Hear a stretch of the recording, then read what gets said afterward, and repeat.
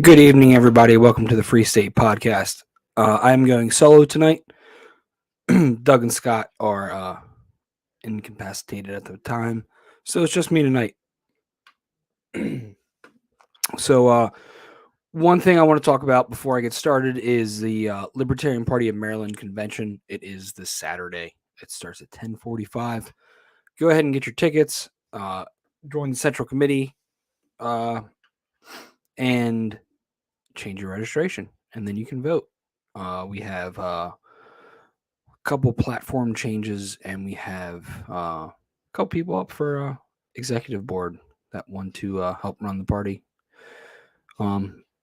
So yeah, if you are interested in joining the Libertarian Party, now is a great time. It's off season; you can kind of get the lay of the land, and yeah, we'll have fun with it. It's convention's always a good time. We always find a good place to do it. Good venue. Food's always good. Beer's always good and cold. So yeah, come join. All right. I got a lot to talk about tonight. I wish I had a co-host or two. My voice is going to be tired by the night. But last week I promised that I would never not have show notes beforehand, and I'm making sure of that this week. So I got lots of notes to talk about. The first one is the plastic bag ban. Yes, I'm talking about plastic bags again, because it's so ridiculous. So I listened to the entire county council meeting for Anne Arundel County I skipped through everything else except for the plastic bag ban, but it was still a good 45 minutes of listening to this stuff. And you got to give a shout out when shout outs are due, and I give that to county councilman in District 3. He was being a smartass the entire time because the bill's a joke, and he was taking it as such. So I commend him for doing that. That was fun to watch. Him and Pickard going back and forth. It was hilarious. And this wants me. I want to reiterate. Going to if there's a bill in your county council, if you're in Maryland, I recommend going, because the average age of people speaking for these bills was about probably 65. So, be the young voice in the county council. Go in there, speak your mind, come there with facts, and let your voice be heard, because it's all these boomers that are controlling our government and county council, or at least speaking at it. I know they have the time to do it. We don't. So, but try to make the time. Every second Monday. Yesterday was a Monday, so not this coming Monday, but the Monday after. There will be another county council meeting. If you can go to it, you please do. Unfortunately, my son's lacrosse practices are on Mondays, so I can't go to them until the season's over. So, come late May, I'm going to start going to them, pick up the whole chicken zoning law thing again, and kind of get back into that. But family first and lacrosse. My son's lacrosse team is more important right now than chicken laws. Priorities. Okay, so the bill is 19-23. It's a plastic bag ban. And what they voted on yesterday was a series of amendments. They only got to Amendment 5. And some of them were not really worth talking about. Some of them were talking about having pets in plastic bags, as is goldfish, that when you go to the pet store, they come in plastic bags. And Trevor Volke brought up a good point about, you go to the pet store and you get a mollusk in a plastic bag, like a snail, for your fish tank. And then you go to a grocery store and get a live mollusk to eat, like a mussel or oyster. What is preventing you from going to the grocery store to get your mussel or your oysters and say that it's for a pet, and then they have to put it in a plastic bag? So there's a lot of goofiness in this bill, and I appreciate him bringing out the goofiness, kind of joking about it, because the bill is a joke. And shout out is due when shout out is due. The one amendment that I wanted to talk about on the bill was Amendment 1. This would not exempt restaurants from the plastic bag ban, uh, or have them be exempt from the 10-cent fee for paper bags if they were to be used. So last week we were talking. I made a big point. I probably talked about it for too long, but I made a big point about the restaurant aspect of this, right? So from the hearing last night, the Restaurant Association didn't outright oppose the bill. What they opposed was the First Amendment, the Amendment 1, which was to make restaurants not exempt from this bill. So they would have to serve your hot. Let's talk about crabs, right? They would have to serve your crabs in nothing but paper bags. And we already know that when you get paper steamed crabs from a restaurant or a carry-out institution, that they come in a plastic bag or two, and then in a paper bag or two, so that you have you have that shield from the steam. You don't have that condensation building up on the bag, splitting the bag open, and your hundreds of dollars worth of crabs are on the parking lot ground of said institution. So if this bill ends up passing, you're going to be getting your steamed crabs in paper bags. There is no exemption for restaurants anymore. So that's great. That's great in the sense that it's absolutely fucking horrible. So that's something to look forward to. Uh, your average everyday retail kind of things are going to be in paper bags for now on. The only exemption is when say you go to the fish counter in a restaurant, or sorry, in a grocery store, and you get like fresh fish and things like that. They will be in a plastic bag, and then they have to go into a paper bag. So, but the way the bill is written, you go to get steamed crabs, they will be in a paper bag, and probably like 5 of them. And this brings me up to my next point, is where large retailers are already complaining about the cost of paper bags. Um, the It's a large pharmacy retailer chain, so probably CVS, Walgreens, or Rite Aid, or something like that. They're already complaining about the cost of paper bags, and that their order of the amount of bags, they didn't specify on the amount of bags, but their order of plastic bags was $7,000, and their order of paper bags of the same amount as plastic bags are almost $30,000. So um this is a representative for the Retailers Association of Maryland.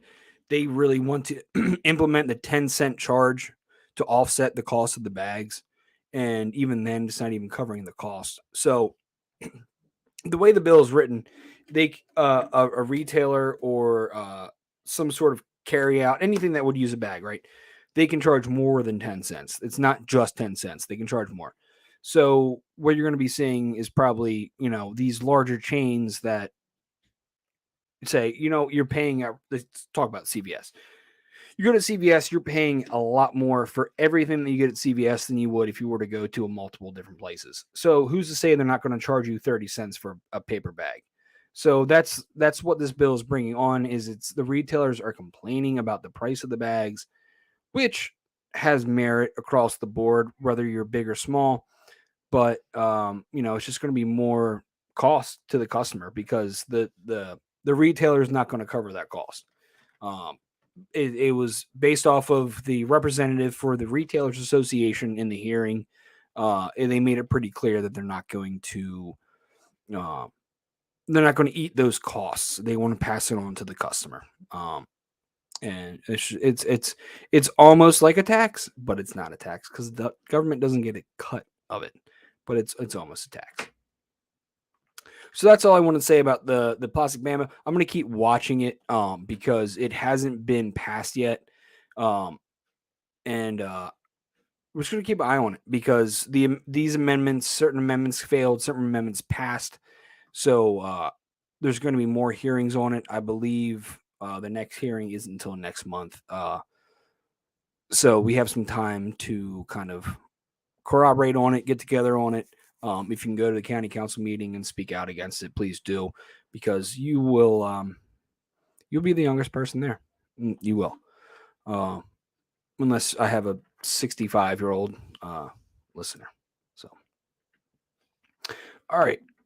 Next thing I want to talk about, I'm going to talk about Wes Moore for a while, because he's put out a series of tweets that are, to say the least, ridiculous and shows his sheer stupidity, honestly. So let's bring up the first one. It's it has to do, all of them have to do with the environment, the stupid tweets that I'm going to be talking about. I'm going to bring them up on the page, so you're not looking at my mug the entire time. There we go. So this tweet says, "Here's why Maryland will become the national leader in offshore wind. Our 3,000 plus miles of shoreline for generating wind power, our skilled workforce powering offshore wind manufacturing in Baltimore, investments in clean energy from the Innovation Economy Infrastructure Act." So I, like me being me, I had to tweet back at him, reply to him. I said, "You mean the windmills that aren't made from renewable resources, are expensive to upkeep, and draw whales to the beaches and kill migratory birds? You're an effing joke." That's what I said to him. See it right there. So this is just one of the many examples of Wes Moore's just pandering to the political left. He doesn't have anything of merit to talk about, right? He passed the Maryland day of observance for trans people, which is fine, but to do it days after a mass shooting that involved the shooter being a trans person, not the best look in my opinion. And to go expand on my comment a little bit,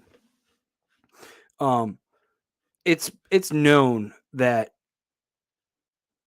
wind power is the least efficient form of renewable energy. Solar power is leaps and bounds better than wind power. That's the first thing. The second thing is that the materials that these windmills are made out of are single use fiberglass and plastic materials that once they are damaged, they have to be destroyed and thrown away. So it's not like you can go up there and repair a windmill blade. It has to be completely replaced, and these things are ginormous. And where does it go? It goes into the landfill. So again, that is not being economically ecologically friendly, Mr. Moore. And a couple other things to expand on what I said was that there's been a uptick in whales beaching themselves along the Maryland shoreline of the ocean. And what they have figured out is that when the windmills are spinning, they cause a vibration, down their stem. I'm not sure what it's actually called, but that obviously goes into the water, and that vibration is attracting whales because they don't know what that sound is. It sounds interesting to them, and next thing that they know is that they're beaching themselves on our ocean shores. So you have a higher risk of migratory whales going past Maryland to beaching themselves, and then it's one less whale. That's how many less baby whales, and I don't know. That's not very economically friendly to me. And then the argument about migratory birds is that there has been proof that the windmills that are off the shore of Maryland right now in the ocean are right in the path of migratory birds, and they fly into these giant blades, and we kill a whole lot of them every year. And that is also not economically friendly. So don't look at me. So yeah, so that's he's just sucks in that regard altogether.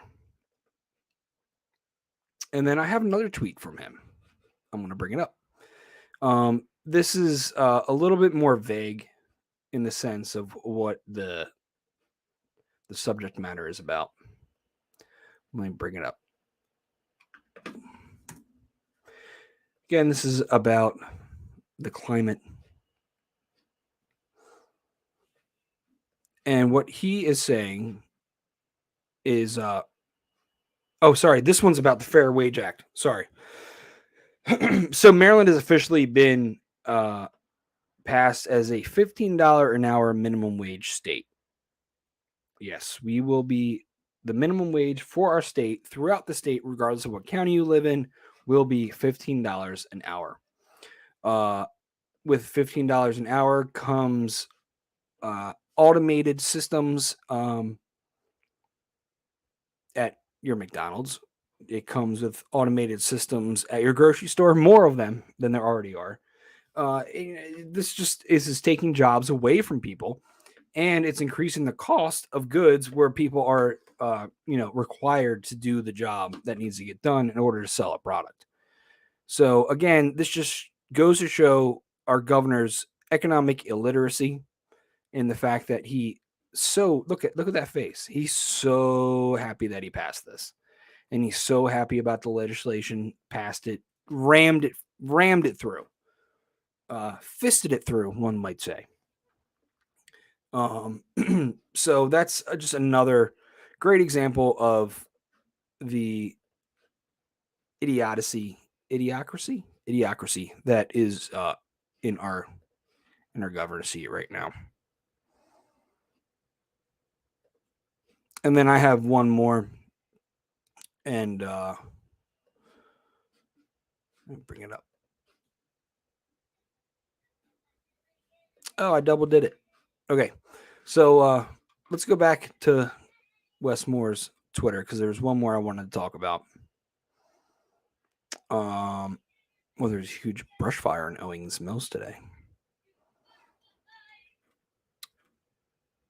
Let me scroll down. Okay, so let me bring it up. But it says to achieve our aggressive goals. Hold on a second. Let me make sure I got this right.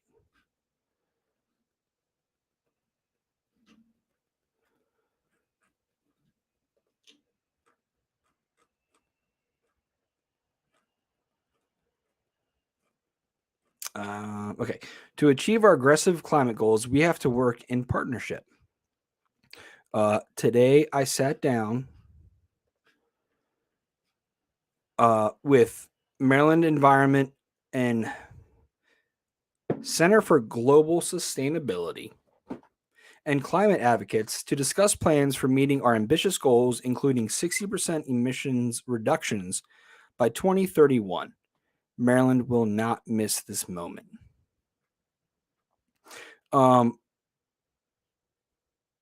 This is just going after your regular people. It is. It's just another political point for him. And honestly, I mean, this guy is more concerned about fake climate issues than the actual issues.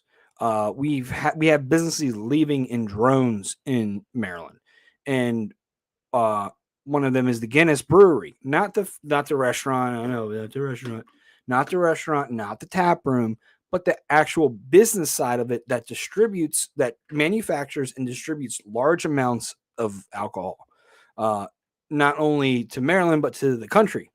And we are losing that business to who? Chicago. So you're telling me that Chicago has a better business environment than Maryland does? Things are bad. Things are very, very, very bad in Maryland. If the fact that businesses are leaving Maryland to go to Chicago, it's horrendous. It's absolutely horrendous that it's happening. Sure, Guinness wasn't the best as far as COVID goes because they were kind of assholes to some of us when we try to hold a meeting there. But nonetheless, that is it's going to be 97 jobs lost, and something that we can be proud of in Maryland. I personally am a fan of Guinness Blonde, and part of the reason that I like it so much is because it's brewed in Baltimore. It's an okay beer. It's nothing to write home about, but I like it because it's made in Baltimore.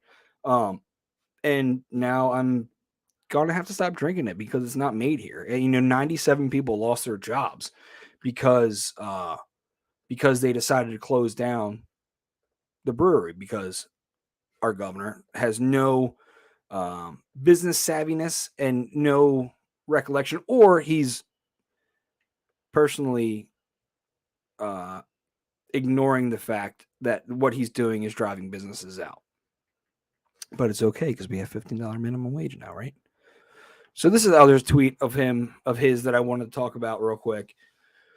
It says, on day one of our administration, I created the Department of Service and Civic Innovation because I believe service will empower our state to win this decade. Today, I'm proud to announce Secretary Paul Monterio will lead the charge to make Maryland the state that serves. And my simple comment, and I'll just read my tweet, was government doesn't innovate, they only take and destroy. So we'll see how successful that new branch is of our government in the state and how much they actually innovate. And then one more piece of news on the state front. And I guess this is kind of national, but it really affects us the most. And that is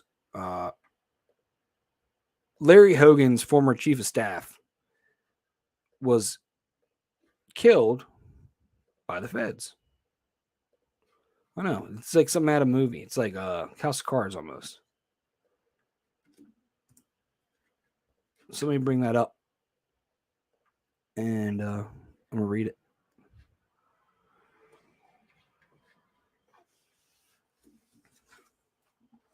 Fugitive Roy McGrath, Maryland governor's ex-chief of staff, dead after agent-involved shooting with FBI. I don't know if I should say based or I don't know. I'm kind of have mixed emotions about this one.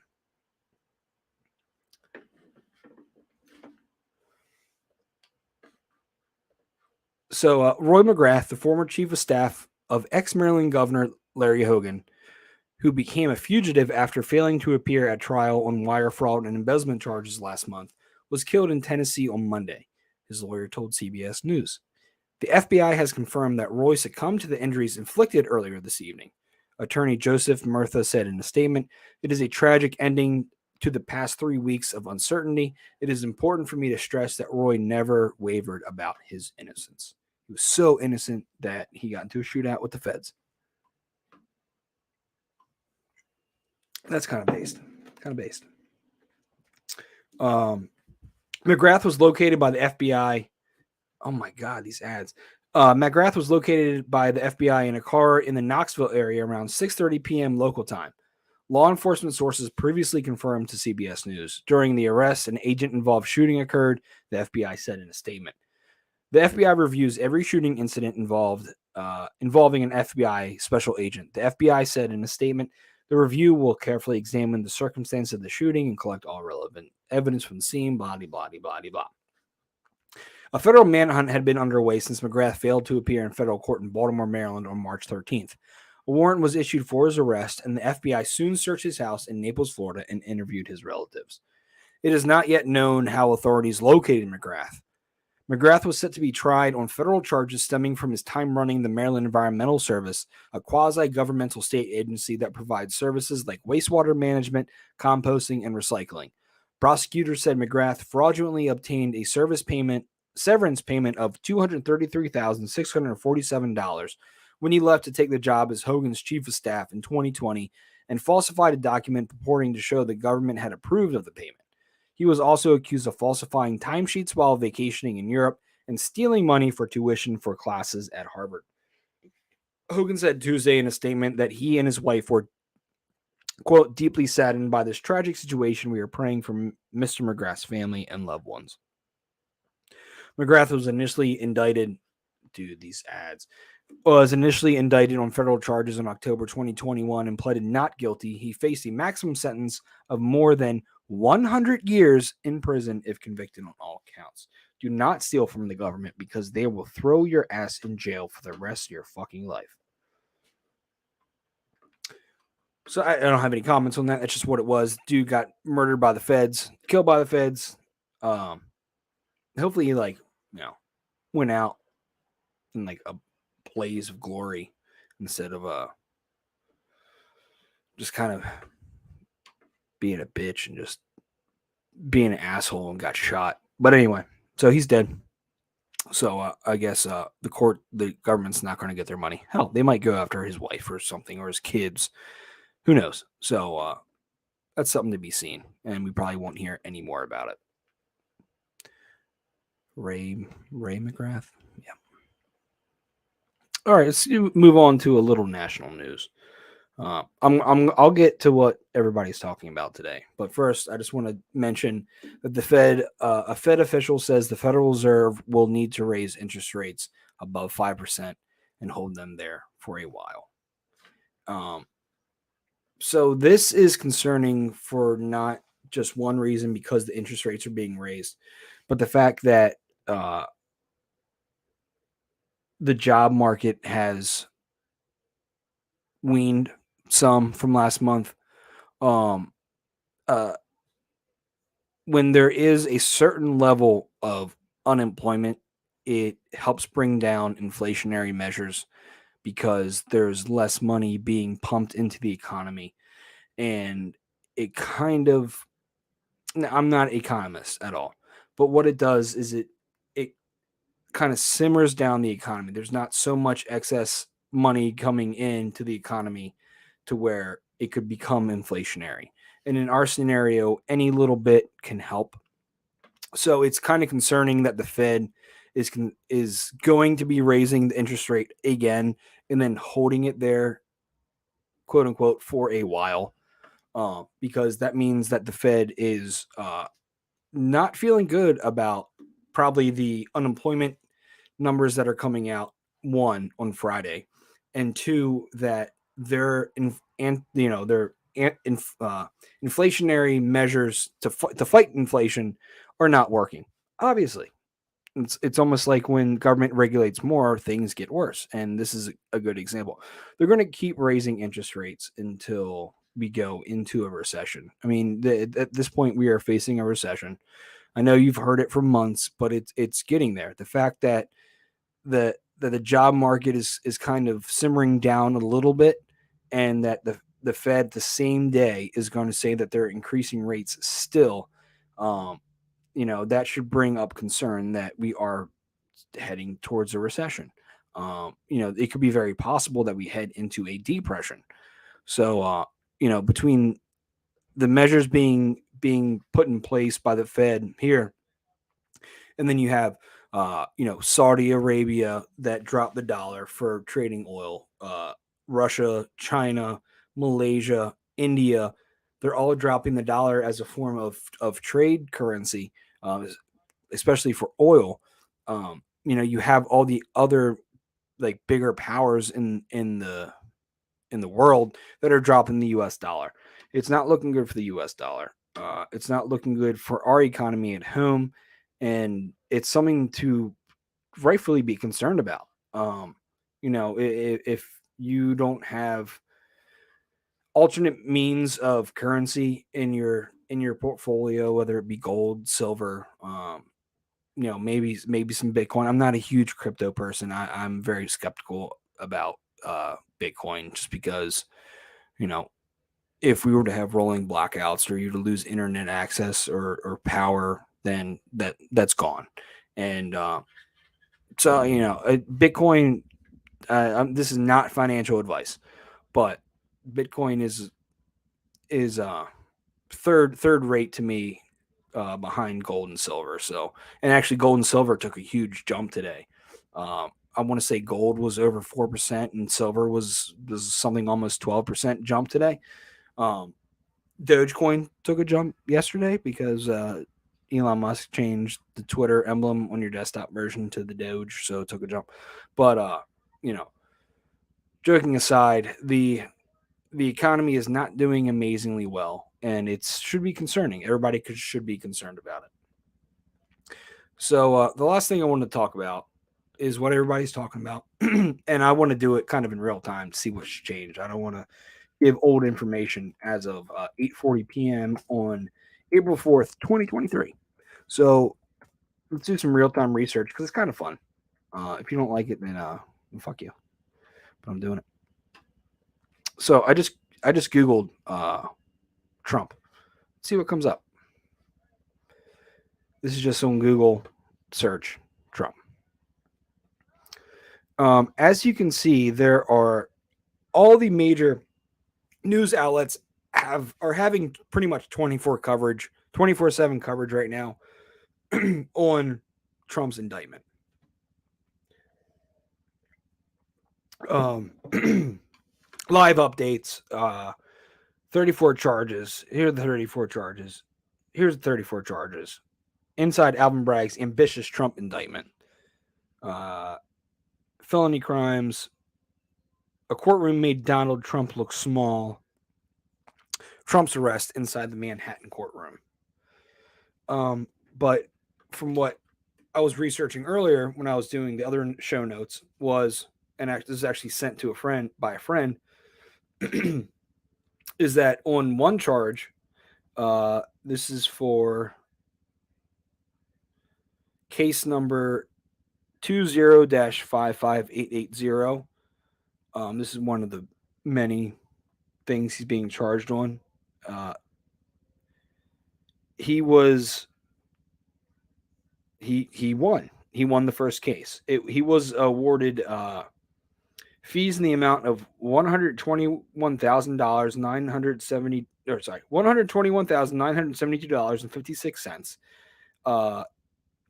Was awarded in favor of appealee Donald J. Trump and against appealant Stephanie Clifford.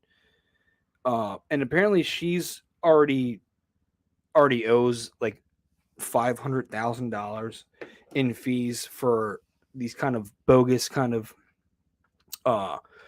court cases that she's brought up. So let's click.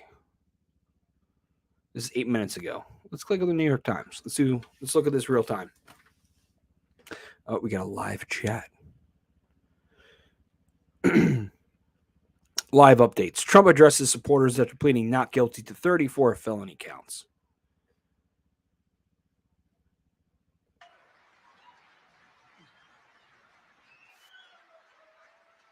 I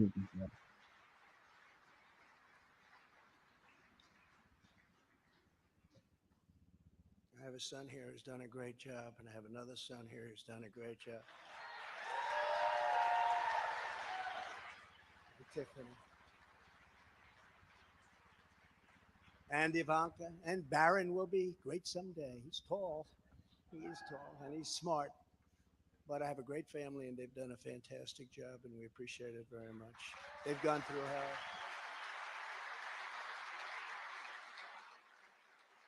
So she's suing me over banks that weren't defrauded when she should be focused on violent crime that's driving people out of the state. This is a persecution, not an investigation. She's put our family through hell. It's cost hundreds of millions of dollars to defend, but our heads are held very, very high. They want to settle the case, but I want no part of that. So here we are now.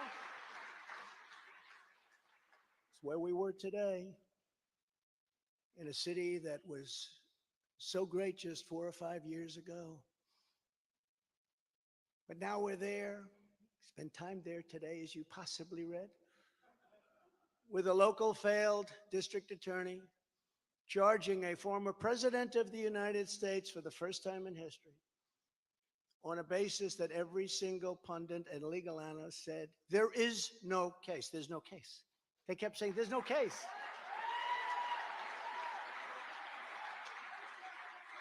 Virtually everyone. But it's far worse than that, because he knew there was no case.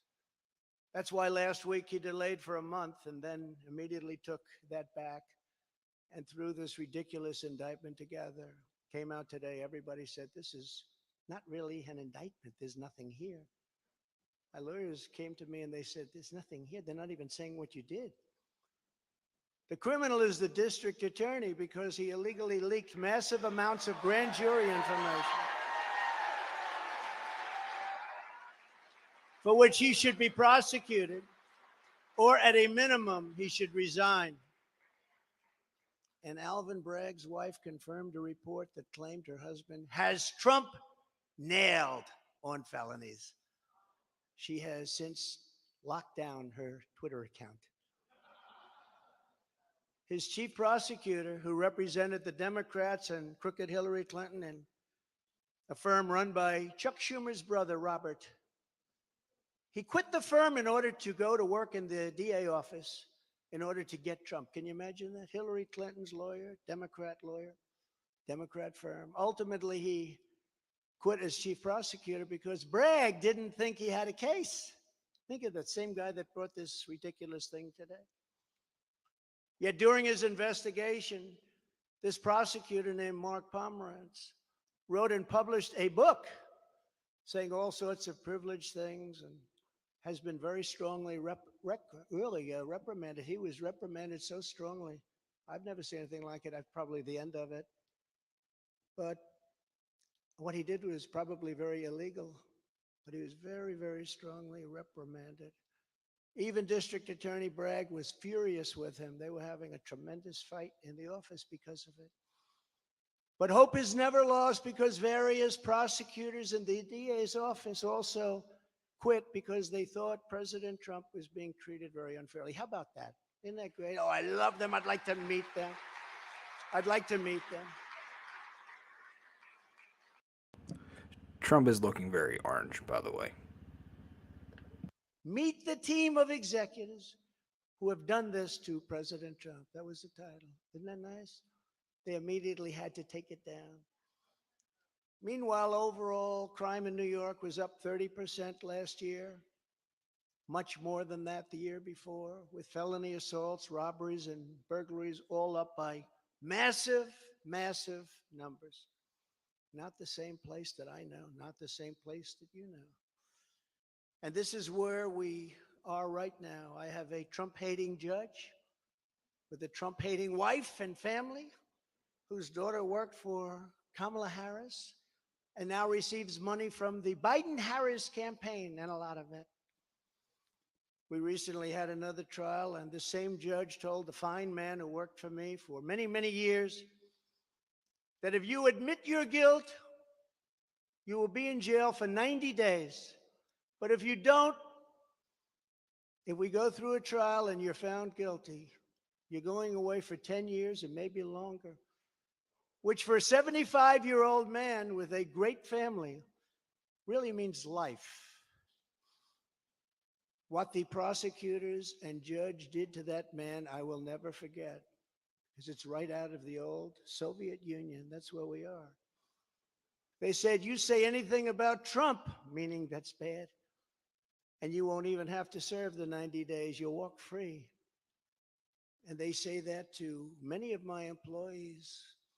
We have this Jack Smith lunatic threatening people every single day through his representatives. They're threatening jail terms.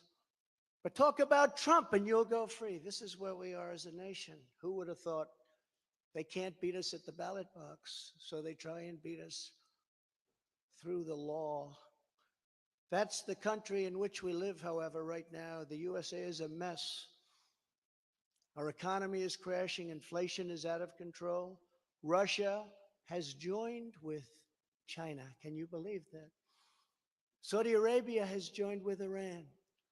China, Russia, Iran, and North Korea have formed together as a menacing and destructive coalition. Would have never happened if I were your president. Would never have happened. Nor would Russia attacking Ukraine have happened. All of those lives would be saved. All of those beautiful cities would be standing. Our currency is crashing and will soon no longer be the world standard, which will be our greatest defeat, frankly, in 200 years. There will be no defeat like that. that will take us away from being even a great power. If you took the 5 worst presidents in the history of the United States and added them up, they would not have done near the destruction to our country as Joe Biden and the Biden administration have done.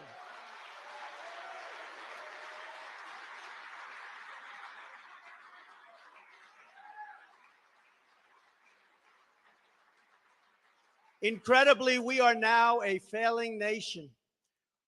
We are a nation in decline. And now these radical left lunatics want to interfere with our elections by using law enforcement. We can't let that happen.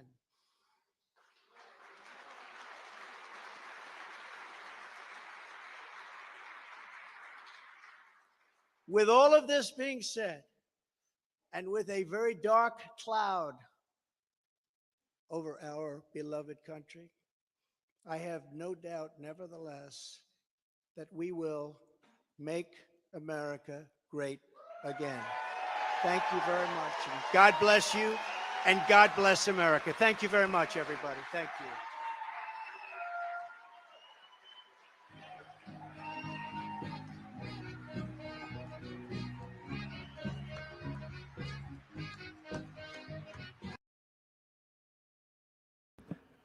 Got to quiet that down before YouTube gives me a strike for playing music that I can't play.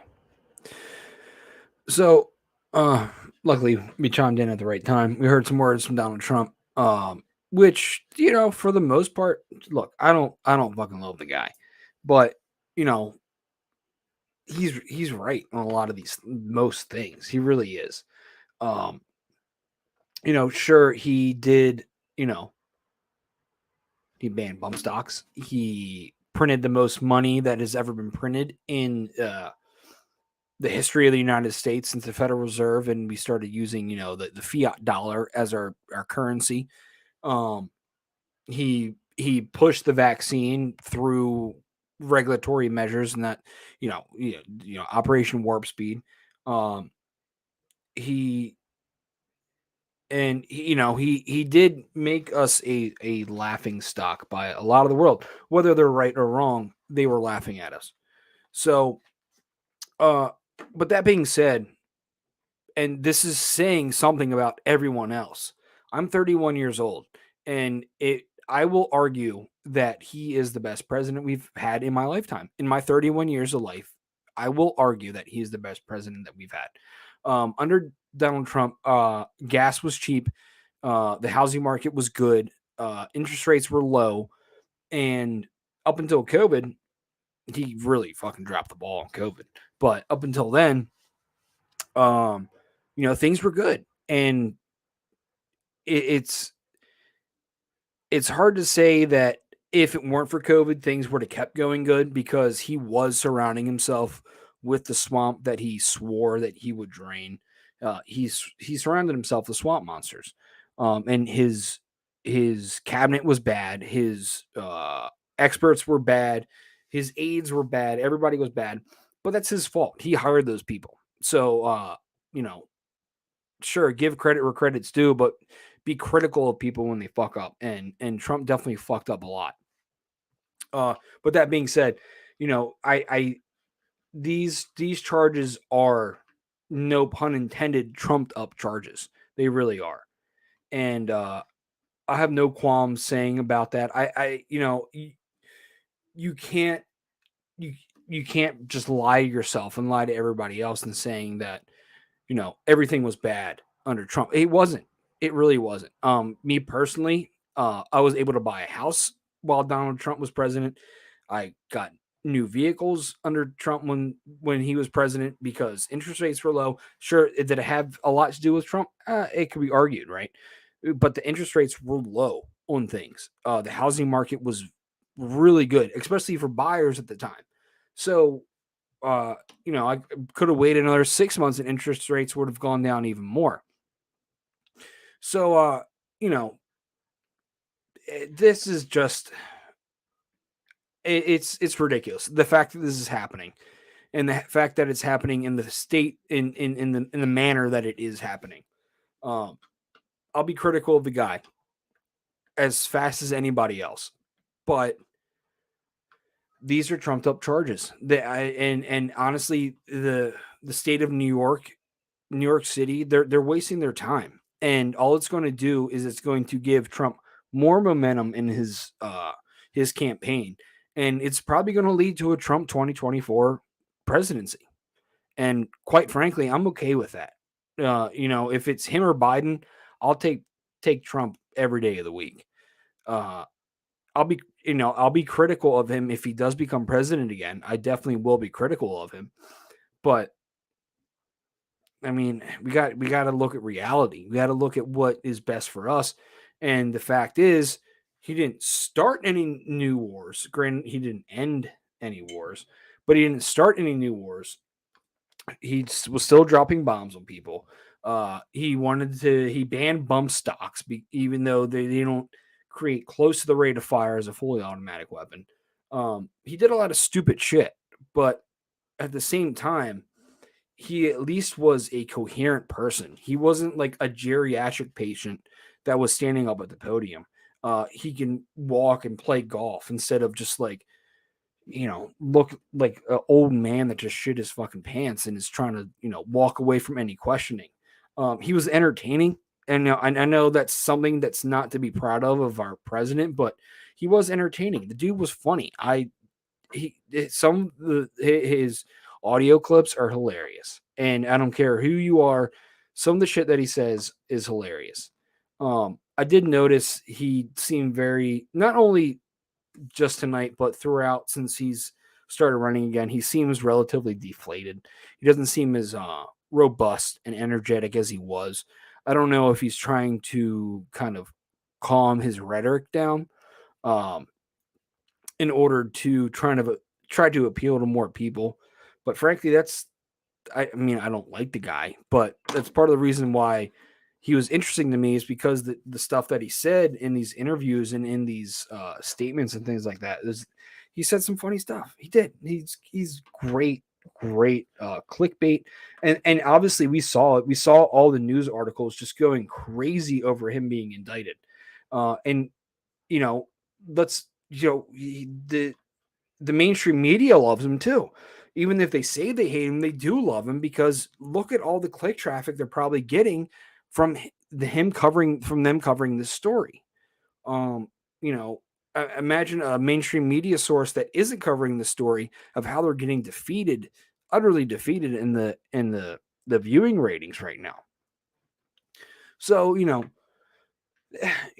that's my opinion on it. Most of you who listen to me know my political stance on pretty much on most things. I try not to hide anything, right? Because I want to give a completely unbiased opinion on what I'm talking about. And if there is a biases, I want you to know about it ahead of time, or I want you to recognize the biases when I'm talking about something. So the fact that I'm saying these things is something that I think if you were looking to it yourself, you'd probably feel an identical way that things were better under Donald Trump. Yes, he fucked up royally in a lot of ways, absolutely. But did he go to war with Afghanistan and Iraq like George Bush? Did he uh, bomb more people and kill more civilians than Obama? No. And then here we are as Biden when sure, some of this economic disaster is from Trump, but at what point do you still point the finger at Trump, right? We're going on uh into of year 3. Yeah, year 3 of the Biden presidency, and things just keep getting fucking worse. We keep sending money to Ukraine. We keep ignoring the actual issues and pandering to certain groups. Uh, you have a mass shooting, and then 4 days later, you say that trans people are the spirit of America. Sure, individual freedom and liberty is the backbone of America.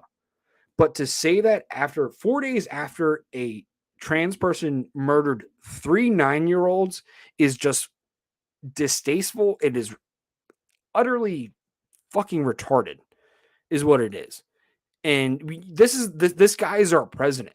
Look, if you know me, you know that I'm completely on adult trans people's side. Do what you want as an adult, as long as you don't hurt people or take their stuff or groom children.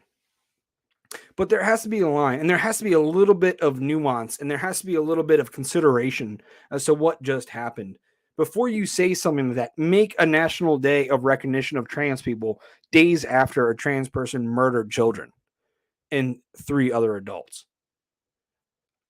We have a geriatric patient as a president, and all people are worried about, all the left, all the mainstream media is worried about, is a Donald Trump indictment on charges that will not stick.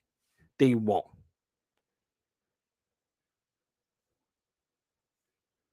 So take that for what you will. Um, this is why I don't talk about national issues a whole lot, because it's so contentious. It's so frustrating, and there's such a polarity in the discussion on both sides that it's not. I try not to talk about this stuff, but I was just by myself, so I figured I just want to talk about it and rant a little bit. So that was my rant. So with that, everybody, thank you for tuning in. Thank you for listening. Thank you for watching. Um, everybody have a great Easter. If you are on spring break, enjoy it. Enjoy it with your family. Enjoy this beautiful weather that we've got. And reach out to me if you want to talk, if you want to have any questions. If you want to go to convention this weekend up in Perryville, please do come. And with that, everybody, I bid you adieu, and I'll see you next week. Happy Easter.